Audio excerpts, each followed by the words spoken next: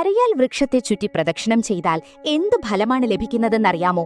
വെറും 3 പ്രദക്ഷിണം മുതൽ 108 പ്രദക്ഷിണം വരെ ഓരോ എണ്ണത്തിനും വ്യത്യസ്തമായ വിശ്വാസഫലങ്ങളുണ്ടെന്നാണ് പുരാണങ്ങളും ആചാരങ്ങളും പറയുന്നത്. അത്ഭുതപ്പെടുത്തുന്ന ആ ഫലങ്ങൾ അറിയാം. നമ്മുടെ ക്ഷേത്രാചാരങ്ങളിൽ വളരെ പ്രാധാന്യമുള്ള ഒന്നാണ് അരയാൽ പ്രദക്ഷിണം. അരയാൽ വൃക്ഷത്തിൽ ദേവസാന്നിധ്യമുണ്ടെന്നാണ് വിശ്വാസം.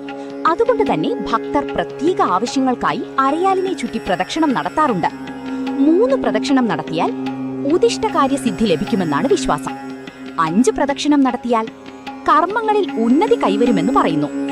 7 പ്രദക്ഷിണം നടത്തിയാൽ രാജകീയ പ്രാസാദ ജീവിതം ലഭിക്കുമെന്നാണ് വിശ്വാസം.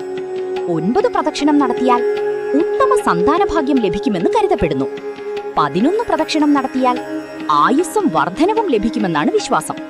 13 പ്രദക്ഷിണം നടത്തിയാൽ ധനാഭിവൃദ്ധി ഉണ്ടാകുമെന്ന് പറയുന്നു.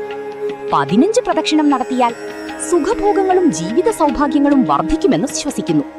108 പ്രദക്ഷിണം നടത്തിയാൽ അശ്വമേധയാഗത്തിന് തുല്യമായ ഫലം ലഭിക്കുമെന്നാണ് ആചാരവിശ്വാസം. പ്രത്യേക ദിവസങ്ങളിലെ ഫലങ്ങൾ: ഞായറാഴ്ച അരയാലിനെ പ്രദക്ഷിണം ചെയ്താൽ രോഗശാന്തി ലഭിക്കുമെന്നാണ് വിശ്വാസം.